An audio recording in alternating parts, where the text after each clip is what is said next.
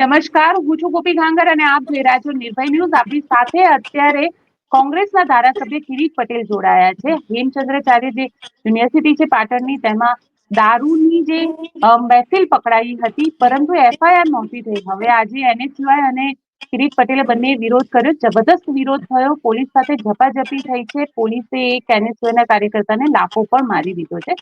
કિરીટભાઈ સાથે સીધી વાત કરી. કિરીટભાઈ, આખા મામલામાં એફઆઈઆર કેમ હજી સુધી નથી કરી? તમને લોકોને શું લાગી રહ્યું છે? ગોપીબેન, અમારો એ જ પ્રશ્ન છે કે હેમચંદ્રાચાર્ય જેવા મહાન સંત અને એક વિદ્વાનના નામે આ યુનિવર્સિટી સ્થપાયેલી હોય, જૈનાચાર્યના નામે યુનિવર્સિટી સ્થપાયેલી હોય, અને આજથી જ્યારે યુનિવર્સિટી 1985માં શરૂ થઈ ત્યારે કુલપતિ યાજ્ઞિક સાહેબ જેવા સંનિષ્ઠ કુલપતિ દ્વારા યુનિવર્સિટીને દેશ લેવલે નામના પ્રાપ્ત થઈ હોય, ત્યારે છેલ્લા ઘણા સમયથી યુનિવર્સિટીની અંદર ભ્રષ્ટ કુલપતિઓ આવતા હોય, વારંવાર યુનિવર્સિટીની અંદર દારૂ પકડાતો હોય. આ ચોથી વાર દારૂ પકડાયો. લુખાર તત્વો ખુલ્લેઆમ તલવારો અને છરી લઈને યુનિવર્સિટીની અંદર આવતા હોય, અને છેલ્લે યુનિવર્સિટી હોસ્ટેલની અંદર ખુલ્લેઆમ બહારથી આવી અને લોકો પાર્ટીઓ કરતા હોય, એનો વિડીયો વાયરલ થતો હોય, પોલીસ આવતી હોય, અને જે લોકો જે ત્યાંના કર્મચારી હતો, આઉટસોર્સિંગનો કર્મચારી લાલજી ઠાકોર, એને પોલીસને ફરિયાદ આપી. એને સ્પષ્ટ પોલીસની ફરિયાદો નોંધાવ્યું કે જે લોકો હતા એ દારૂની પાર્ટી કરતા હતા. મને હાઈકોર્ટના અધિકારીની ઓળખ આપી અને ધમકી આપી. એના પછી એને યુનિવર્સિટીના એક અધિકારી પ્રોફેસરને બોલાવ્યા. એ પ્રોફેસર ઉપર પણ આ લોકોએ ગાડી ચડાવી દેવાની કોશિશ કરી. આ નિવેદનો પોલીસે નોંધ્યા છે, ઓન પેપર નોંધેલા છે, અને છતાં પણ યુનિવર્સિટીની અંદર આવું ચાલતું હોય અને પોલીસ ફરિયાદ ના નોંધાય, એ બાબત યોગ્ય નથી. અને એના માટે મેં વારંવાર રજૂઆત કરેલી હતી, અને રજૂઆત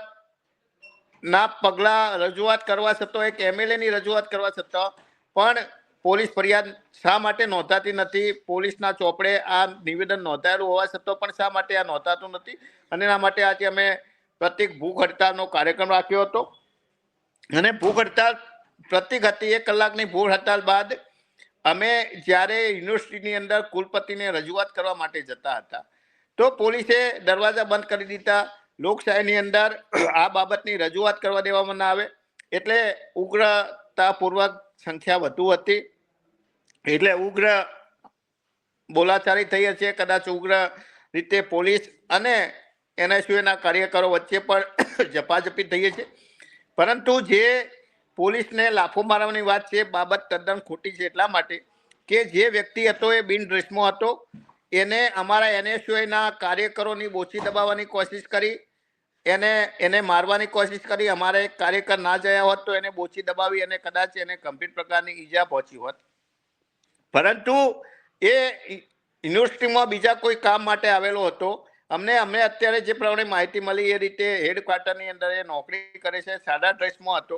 એટલે કદાચ કાર્યકરોને ખબર નહીં હોય અને ઉગ્ર થઈ અને ઝપાઝપી લાફાલાફી થઈ છે. પરંતુ અમને ખબર પડતા અમે શાંતિપૂર્વક આ રીતે વચ્ચે જઈ અને મેં અને તેના સ્થાનિક પીઆઈએ અને મામલો શાંત પાડ્યો હતો. પણ કિરીટભાઈ, સવાલ અહીંયા એ ઉભો થઈ રહ્યો છે કે હેમચંદ્રાચાર્ય યુનિવર્સિટી જે છે સતત વિવાદોમાં આવતી રહી છે, અને આ પહેલા પણ ઘણા બધા એવા કેસીસ ત્યાં આગળ સામે આવ્યા છે જેની અંદર વિવાદ થયો છે. તમને નથી લાગતું કે આ યુનિવર્સિટીની અંદર જે એજ્યુકેશન સિસ્ટમ હોવી જોઈએ, એજ્યુકેશન સિસ્ટમ જ અત્યારે નથી? બહુ સાચી વાત છે ગોપીબેન. અમે એ જ કહેવા માંગીએ છીએ કે એક વખતે નેક રેન્કિંગની અંદર બહુ સારા રેન્કિંગની અંદર આ યુનિવર્સિટીનું નામ હતું. ઇન્ડિયાની 1 થી 100 યુનિવર્સિટીમાં આ યુનિવર્સિટીનું નામ હતું. અને છેલ્લા 10 વર્ષથી જે રીતે માત્ર લાગવકશાહીથી ભ્રષ્ટ લોકો, અને હું નથી કહેતો, સીઆઈડી ક્રાઇમ કહે છે, એ વખતના એસીએસ હોમ અને ચીફ સેક્રેટરી મુકેશ કુમારે જે રિપોર્ટ આપેલો હતો, પંકજ કુમારે, એ રિપોર્ટની અંદર પણ સ્પષ્ટ લખ્યું છે કે કુલપતિ જે વોરાની સામે ફરિયાદ નોંધવી. બી ડિવિઝન પીઆઈએ 10 થી વધુ વાર પત્ર લખ્યા છે. સીઆઈડી એસીબી છેલ્લા 4 વર્ષથી તપાસ કરી રહી છે, અને છતાં પણ સરકાર કે ગૃહ ખાતું મૌન છે. પોલીસ ના છૂટકે અમારે નામદાર હાઈકોર્ટની અંદર જવું પડે અને હાઈકોર્ટના આદેશ બાદ પણ પોલીસ ફરિયાદ ના નોંધાય ભ્રષ્ટાચારની બાબતમાં, આ બાબત ચલાવી લેવાય નહીં. અને એના માટે અમે આંદોલન કરવાના છીએ, રજૂઆત કરવાના છીએ. શિક્ષણ મંત્રી સુધી પણ અમે વારંવાર રજૂઆત કરવાના છીએ. પણ કિરીટભાઈ, અહીંયા આગળ જે રીતે આખી બબાલ થઈ, આ બબાલની અંદર જે રીતે ત્યાં આગળ NSUI ના કાર્યકર્તા દાદાગીરી કરતા દેખાયા છે, તમને નથી લાગતું કે ક્યાંક આ દાદાગીરીને ટાળી પણ શકાયું હોત? કારણ કે NSUI ના કાર્યકર્તાઓ જબરદસ્ત રીતે ત્યાં દાદાગીરી કરતા દેખાઈ રહ્યા. પોલીસે ગેટ બંધ કરી દીધો તો ગેટની અંદર ઘૂસી આવ્યા.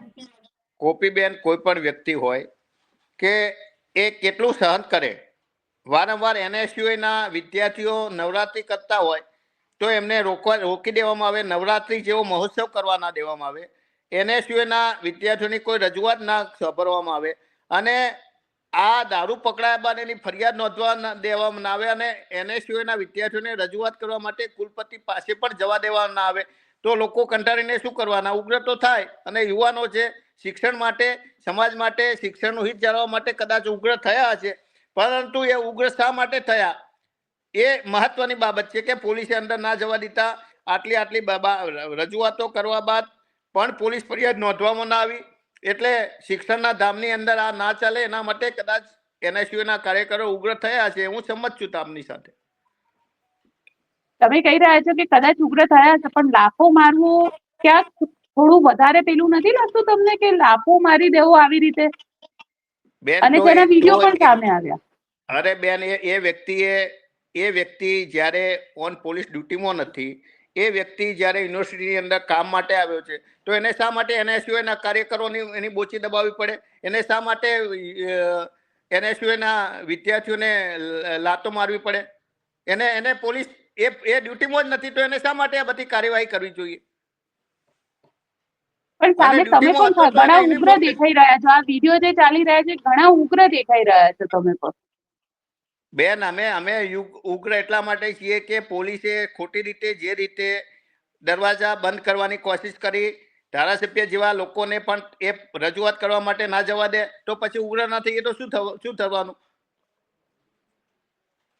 તમે કહી રહ્યા છો કે રજૂઆત કરવા નથી જવા દેતા, પરંતુ આવી રીતે, કારણ કે તમે રજૂઆત કરવાની વાત કરી હતી, તો શું તમારી યુનિવર્સિટીના VC સાથે વાતચીત થઈ હતી આ પહેલા કે અમે લોકો આવવાના છે એ રીતની કોઈ? અરે બેન, અમે સોશિયલ મીડિયામાં, ગોપીબેન, 4 દિવસથી સોશિયલ મીડિયાની અંદર સોશિયલ મીડિયાની અંદર 4 દિવસ પહેલા તમને પણ પોસ્ટ મૂકેલી છે કે અમે આ તારીખે 12 વાગે ભૂ હડતાલ કરવાના છે. VC ને પણ કહ્યું હતું, પોલીસને પણ ખબર હતી, અમે PI ને પણ વાત કરી હતી. PI 2 દિવસ પહેલા મને મળવા આવ્યા, એટલે કે ભાઈ અમે ભૂખ હડતાલ કરવાના છીએ. અને અત્યાર સુધી યુનિવર્સિટીના ઇતિહાસની અંદર ઘણીવાર અમે રજૂઆતો કરવા જતા હોય, પોલીસે આવા ક્યારેય દરવાજા બંધ નથી કર્યા. પણ તમને એવું લાગી રહ્યું છે કે ક્યાંક આ મામલે પોલીસ જે યુનિવર્સિટી પ્રશાસન છે, એ યુનિવર્સિટી પ્રશાસન ને ઇનિશિયેટિવ લઈને FIR કરાવી દીધી હોત તો આખો મામલો જ ન થયો હોત? બહુ સાચી વાત છે. પોલીસે જો FIR યુનિવર્સિટીએ તો લખીને આપ્યું છે, યુનિવર્સિટી VC અને કુલપતિ, કુલ સચિવ, વાઇસ ચાન્સેલર, એટલે કુલપતિ અને કુલ સચિવ એવું કહે છે કે અમે તો પોલીસને લખીને આપ્યું, પોલીસ ફરિયાદ નોંધતી નથી. તો અમે કહ્યું કે પોલીસ ફરિયાદ ના નોંધતી હોય તો તમે મુખ્યમંત્રી અથવા ગૃહમંત્રીને રજૂઆત કરો, પત્ર લખો કે પોલીસ શા માટે ફરિયાદ નથી નોંધતી. તમારી જ્યારે ફરિયાદ ના નોંધાતી હોય તો તમારે રજૂઆત કરવી જોઈએ. અને એ પણ શરમજનક બાબત છે કે યુનિવર્સિટીની અંદર દારૂ પકડાય, યુનિવર્સિટીના કર્મચારી એઝ અ ગવર્મેન્ટ અધિકારી તરીકે ફરિયાદ આપે અને પોલીસ ફરિયાદ ના નોંધે, એ તો કઈ રીતે ચલાવી લેવાય? એટલે કોઈને બચાવવાનો પ્રયત્ન ત્યાં થતો હોય એવું લાગી રહ્યું તમને? એ ચોક્કસ કોઈને બચાવવાની કોશિશ થતી હોય, કોઈ પાર્ટી સાથે, ભારતીય જનતા પાર્ટી સાથે સંકળાયેલો વ્યક્તિ હોય અને કોઈ મોટું માથું હોય તો જ આ બધું ના થતું હોય. આટલો હોબાળો થયા પછી, આટલી રજૂઆતો થયા પછી, આટલું મીડિયાની અંદર ચકાવ્યા પછી જો પણ પોલીસ ફરિયાદ ના નોંધાતી હોય તો એનો અર્થ શું થયો? બિલકુલ કિરીટભાઈ, આપ અમારી સાથે જોડાયા તેના માટે આપનો ખૂબ ખૂબ આભાર. Thank you. તો આ હતા કિરીટ પટેલ, જેમનું સ્પષ્ટ કહેવું છે કે કેમ પોલીસ FIR નથી નોંધી રહી. આપ શું વિચારો છો મને કોમેન્ટ બોક્સમાં ચોક્કસથી લખીને જણાવજો, અને અમારી ચેનલ નિર્ભય ન્યૂઝને લાઇક, શેર અને સબસ્ક્રાઇબ કરવાનું ભૂલશો નહીં. આભાર.